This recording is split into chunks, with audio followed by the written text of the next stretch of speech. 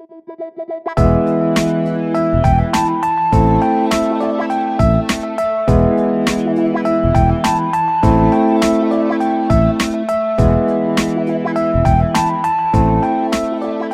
20th century saw the ancient Chinese technique of stenciling adapted to become the medium that today we know as screen printing. A screen is a frame that holds a fine polyester mesh that's stretched tightly over it.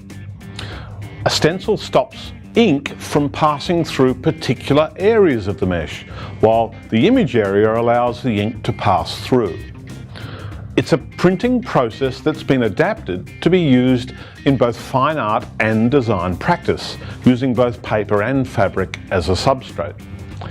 While stencils have traditionally been made from paper, one of the reasons for screen printing's popularity is its ability to create hand-drawn and photographically generated images with photoreactive emulsions. Remember that when working in the screen printing studios, you need to wear appropriate clothing and enclosed shoes. The lab coats are provided to keep clothes clean, or you can wear your own apron. Place your screen in the degreasing washout trough and apply a degreaser solution with the brush supplied. Allow the degreaser to settle and then wash out thoroughly with water. Drain off excess water before removing to the screen drying area.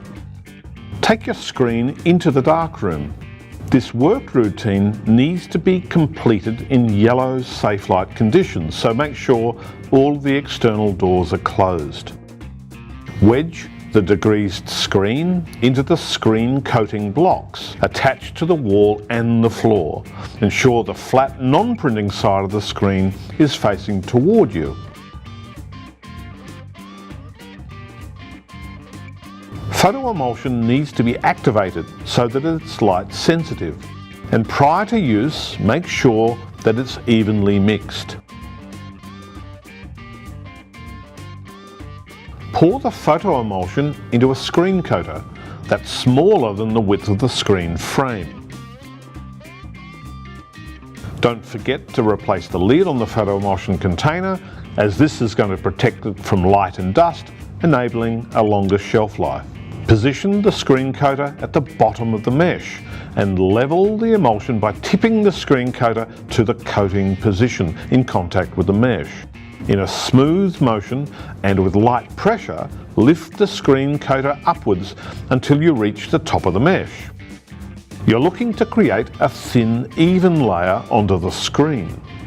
When at the top of the mesh, tip the screen coater slightly backwards and take off contact. Any excess photo emulsion should slide back into the screen coating trough. Be careful not to drip photo emulsion onto the newly coated screen. Using a spatula or card, wipe any excess photo emulsion from the sides of your coated area, as well as from the screen frame. Return all excess photo emulsion from the screen coater to the photo emulsion container. Then wash the screen coater thoroughly, paying particular attention to the edges and the end caps. Then clean and remove any debris from the floor and the work surfaces. Take your coated screen to the screen frame drying cabinet. Locate the mains isolator switch on the front side of the unit's interface. It's going to glow red when it's turned to the on position. Check that the temperature is set to 40 degrees Celsius, and you can use the digital temperature control panel to change the temperature if it's not set correctly. Open the doors to their widest position and place your screen inside the unit on the adjustable frame support bars. Move the support bars according to the size of your screen by sliding them either to the left or the right along the shelf. Your screen should be positioned so the flat mesh side is facing up. Close the doors and leave for about 15 minutes. Remove the screen as soon as it's dry. Please don't store your screen in the drying cabinet, as the Making Centre technical staff will remove it if it's left behind at the end of the class. Your screen is now ready for exposure.